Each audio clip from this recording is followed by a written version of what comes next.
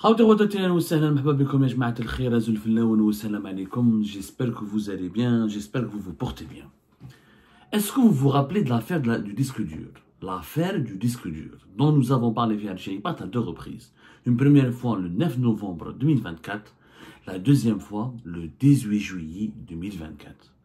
C'est l'une des affaires les plus bizarres de la justice militaire et l'un des scandales les plus intrigants dont nous n'avons toujours pas pu élucider le mystère jusqu'à aujourd'hui encore. Qu'est-ce que c'est que l'affaire du disque dur? Je résume avant d'aboutir, avant d'aller vers ce que nous avons pu découvrir malheureusement récemment, qui est lié directement à cette affaire. Le disque dur, il y avait un lanceur d'alerte, un Algérien établi à l'étranger, qui était contraint de fuir son pays pour des raisons politiques, parce qu'il a été persécuté, il a subi un gros problème à l'époque, et c'est entre 2010 et 2013, il était établi à l'étranger. En 2013, il récupère, grâce à ses connaissances personnelles, un disque dur qui lui a été remis par des personnes extrêmement bien informées. Ce disque dur contient des fichiers, des images, des documents, des vidéos qui témoigneraient de plusieurs opérations d'enrichissement illicite, de corruption et de transfert de fortunes illégalement acquises par une partie de la famille de Bouteflika et par un certain nombre de dirigeants algériens de l'époque du régime de Bouteflika. Le disque dur, il devait être récupéré par les services secrets français en 2013. Celui qui devait le récupérer, on en a parlé à Algérie, c'était à l'époque le chef du bureau de sécurité du consulat d'Algérie à Bobigny, qui était Boualem Ben Nasser, le fameux Boualem Ben Nasser. Pourquoi fameux? Parce qu'à l'époque, il était commandant, le bureau de sécurité du consulat d'Algérie, le consulat à Bobigny. À Paris, l'Algérie a 4 consulats, Bobigny, Nanterre, Pontoise et le consulat général des Jeff Nations. L'un de chaque consulat avait un bureau de sécurité qui était dirigé par un officier des services secrets algériens de la DDSE, renseignement extérieur algérien. Finalement, des pressions ont été exercées pour que ce disque dur ne soit pas récupéré par Boualem Ben Nasser, mais par un autre responsable des services secrets de l'extérieur algérien, c'est le commandant Tarek Amirat. Tarek Amirat, très connu, parce qu'il fait partie il va devenir plus tard, entre 2017 et 2019, le chef du bureau de sécurité de l'ambassade d'Algérie à Paris. Avant, il était chef de bureau de sécurité à l'ambassade d'Algérie à Rome, mais il est devenu connu quand il a été placé en détention entre l'été 2019 jusqu'à février 2020, dans le cadre d'un complot qui aurait été ourdi par Saïd Bouteflika avec les services secrets français contre l'état-major de l'armée à l'époque de Gaïd Salah. Gaïd Salah, quand il est mort, il sort de prison. Tarek Amirat, il va devenir plus tard le numéro 2 en 2021, pas le numéro 2 parmi les officiers supérieurs, il va être promu lieutenant-colonel, il va devenir le numéro 2 de la cellule anti-subversion du renseignement extérieur algérien, qui est l'un des services, l'une des divisions les plus importantes du renseignement extérieur algérien, jusqu'à son arrestation en août 2022, où il sera arrêté pour son implication et pour avoir été le cerveau d'un groupe d'officiers des services secrets, à la fois du renseignement extérieur et du renseignement militaire, la direction de la centrale de la sécurité de l'armée. Un groupe s'est constitué autour du frère de l'époque, le général-major Sidi Ali Ould Zmelli. Il avait un frère qui était impliqué, qui m'a Tarek Amirat, ils ont constitué un réseau d'officiers comploteurs. On l'a appelé l'affaire des officiers comploteurs. L'affaire des officiers comploteurs, c'est quoi? Brièvement, rappelez-vous, on en a parlé, ce sont des officiers qui m'attendent à la caméra, Omar, le colonel Omar, qui était le frère du général Sidi Ali Ould Zmelli. Ils ont exercé leur influence sur la DCSA et la DDSE pour voler des rapports confidentiels afin de les manipuler, de les falsifier, où là, ils ont donné des fausses informations, partiellement vraies, mais majoritairement, grandement manipulées. Ils ont induit en erreur la DCSA, la sécurité militaire et le renseignement extérieur pour torpiller et saboter plusieurs membres de l'entourage de Tebboune et plusieurs hauts décideurs de l'institution militaire et du gouvernement. En août 2022, d'ailleurs une perquisition. À ce moment-là, Tarek Amirat a été arrêté uniquement pour l'affaire des officiers comploteurs, qui est toujours en cours d'instruction au niveau du tribunal militaire de Blida. C'est là où ils ont trouvé, à son domicile, des pages, des documents qui proviendraient de ce fameux disque dur dont nous avons parlé déjà, parce que le disque dur en 2013, il n'a pas été récupéré par le commandant Boulin Ben Nasser, il a été récupéré par le commandant Tarek Amirat. Il était commandant à l'époque. Tarek Amirat, au lieu de le donner au service secret algérien, au lieu de le laisser, au lieu de le donner au général Toufek à l'époque, au lieu de le garder entre les mains de la DTSE, Tarek Amirat l'a donné à Saïd Bouteflika. Pourquoi? Parce que Tarek Amirat, c'est le fils de Slimane Amirat. Et personnage historique très connu, ami de Boudiaf, qui est entré dans l'histoire Slimane Amirat à partir du moment où c'est lui qui était à Naba, à côté de Boudiaf, quand Boudiaf a été assassiné. C'est un homme politique algérien très connu. Mais à la fois, la jeune génération, c'est quelqu'un qui est connu, qui était membre de la Fédération de France du FLN. Il a occupé des fonctions importantes, souvent dans l'opposition après l'indépendance, où il était proche, il était très proche de Boudiaf. Donc, d'ailleurs, il y a une fondation, sa femme a créé plus tard la fondation de Slimane Amirat. Il est mort juste après Boudiaf, il n'a pas survécu au choc de l'assassinat de Boudiaf. Sa famille, comme leur père était proche de Boudiaf et comme leur père a été a été traumatisé par cet assassinat, etc. Donc, ils ont été très proches de la vie de Bouteflika. Ils ont été réhabilités par le régime de Bouteflika. Et sa femme, qui est la mère de Tarek Amirat, avait tissé des liens extrêmement importants avec les autorités algériennes, avec tout l'ensemble des dirigeants, comme la femme d'un personnage historique, etc. Bon. Donc, Oulid Tarek Amirat a profité de son nom, il a profité de ses connexions familiales pour devenir un officier supérieur important des services secrets algériens. Mais lui, au lieu de laisser le disque dur entre les mains des services secrets, il l'a donné à Saïd Bouteflika. Il a partisé avec Saïd Bouteflika, il a prévenu Saïd Bouteflika, il lui a dit voilà, qu'est-ce qu'il y a sur vous, qu'est-ce qu'il y a sur votre famille, attention, etc. Et grâce à cet engagement, grâce à cette trahison vis-à-vis des services secrets, parce qu'il a trahi sa boîte, il est parti donner un élément d'une enquête et un matériau extrêmement précieux qui est un disque dur, dont nous n'avons jamais pu authentifier l'authenticité, ni démontrer vraiment son importance, mais ce disque dur a existé. Saïd Bouteflika, et depuis il a disparu. Et depuis, Tarek Amirat, sa carrière a été boostée, parce qu'il est parti à Rome, de Rome il est parti à Paris, où il a un personnage important du renseignement extérieur. هذا الديسك دور, l'affaire disque dur, حكينا عليها هنايا, le dernière vidéo c'était en août 18 juillet plutôt 2024. Pourquoi? Parce que le 11 juillet 2024, le tribunal militaire de Blida, il a acquitté Tarek Amirat de l'accusation de haute trahison dans le scandale du disque dur.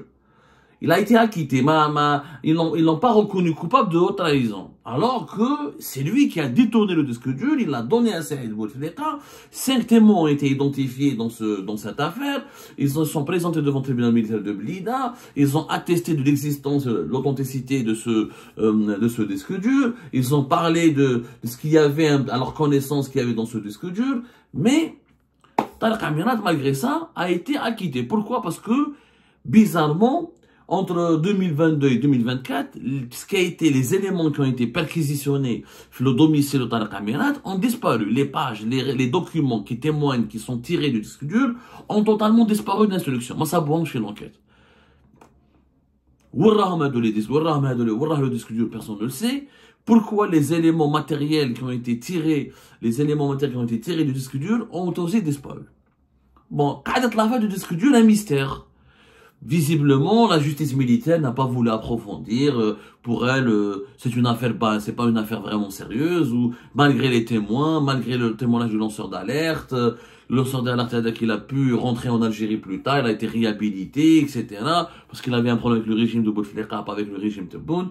Malgré tout cela, la justice militaire a conclu qu'il n'y a pas de haute trahison. Point d'interrogation.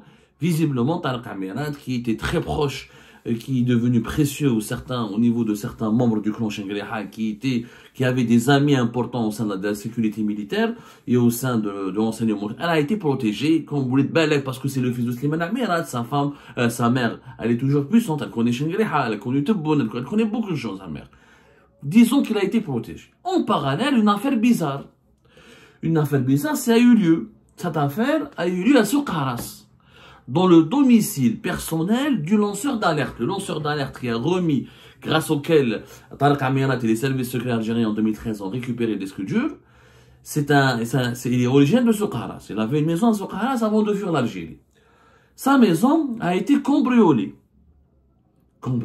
Dans des circonstances extrêmement bizarres. Dans sa maison, il y avait un coffre-fort. Un coffre-fort assez solide. Un coffre-fort, je dirais même, puissant, on dirait, avec les coffres forts, t'as les banques, il y a un coffre-fort assez impressionnant. Dans ce coffre-fort, il y avait une quantité importante d'or.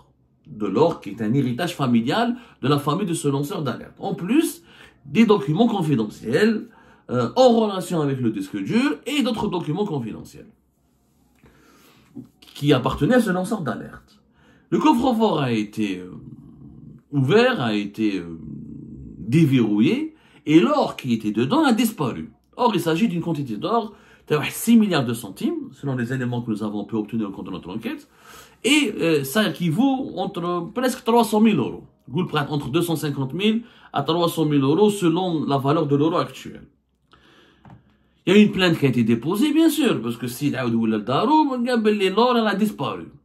300 000 euros, c'est une conquête somme. 300 000 euros, 6 milliards quand même. Où est parti cet or? Deux personnes lambda ont été arrêtées. Une fille qui aurait dit que son père, à l'époque, avait retrouvé cet or dans cette maison. Mais qui a déverrouillé? Mais un homme tout seul ne peut pas déverrouiller un coffre-fort. Il faudrait qu'il soit une équipe, des voleurs professionnels.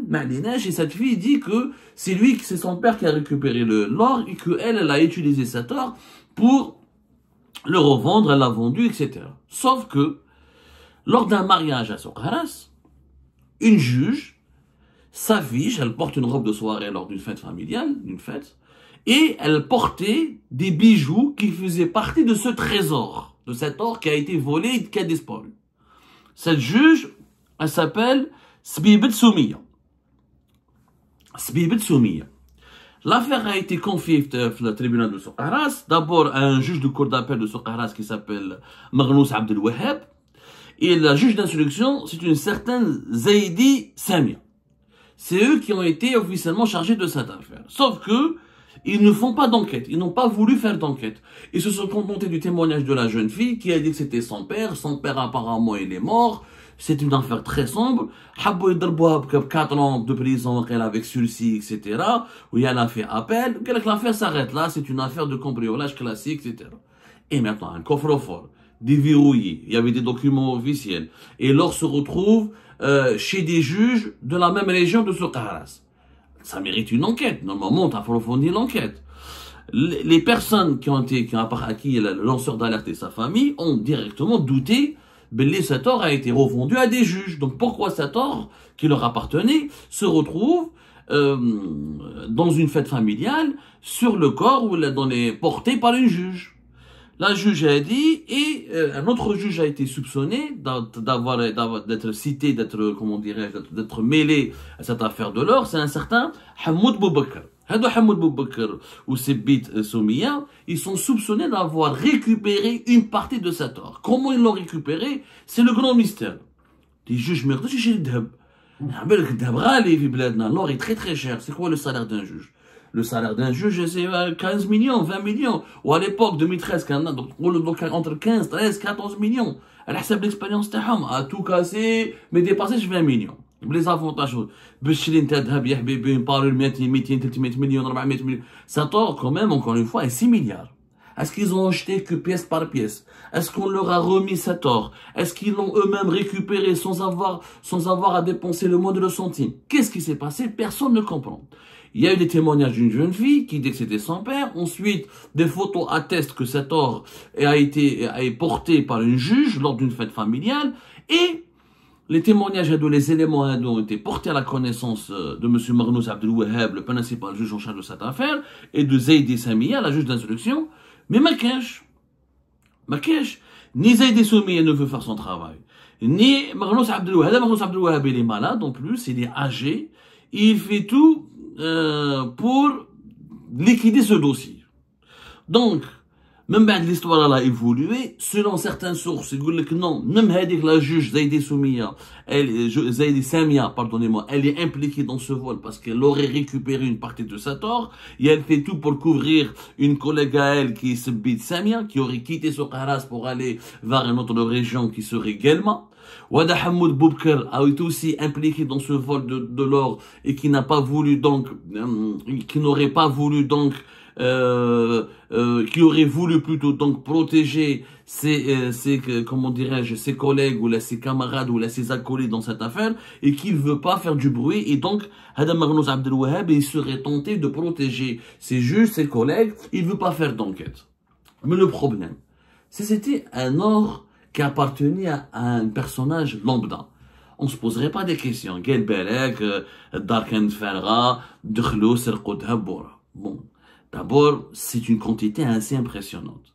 En plus, cet or se trouvait dans un coffre-fort où se trouvaient déjà des éléments assez troublants appartenant à un lanceur d'alerte qui a remis quand même au service secret algérien un disque dur contenant des informations hyper confidentielles, jugées, considérées à l'époque comme hyper confidentielles et accablantes contre la famille Bouteflika et un certain nombre de leurs alliés. Est-ce qu'il n'y a pas de relation? C'est quand même le parallèle entre l'affaire de l'or volé et l'affaire du disque dur, le parallèle est extrêmement troublant. Et on a l'impression que parce qu'il s'agit du lanceur d'alerte à qui appartenait ce disque dur, que la justice n'a pas envie de faire une enquête. Mais qu'est-ce que le juge Maghnouz Abdelwahab, il ne veut pas enquêter. Djaboulou des photos, Djaboulou des témoignages, il ne veut pas enquêter. Makesh, pour lui, c'est une jeune fille, elle a récupéré un de son père.